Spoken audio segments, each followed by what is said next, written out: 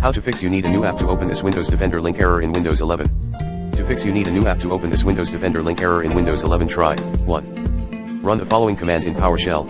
As admin, Get-AppxPackage register disable development mode c:\Microsoft.Windows.SecHealthUI_C_W5N1H2TXUI \appexmanifest.xml. Plan B, recommended Get-AppxPackage Microsoft.SecHealthUI AllUsers Reset-AppxPackage. 2. Run the following command.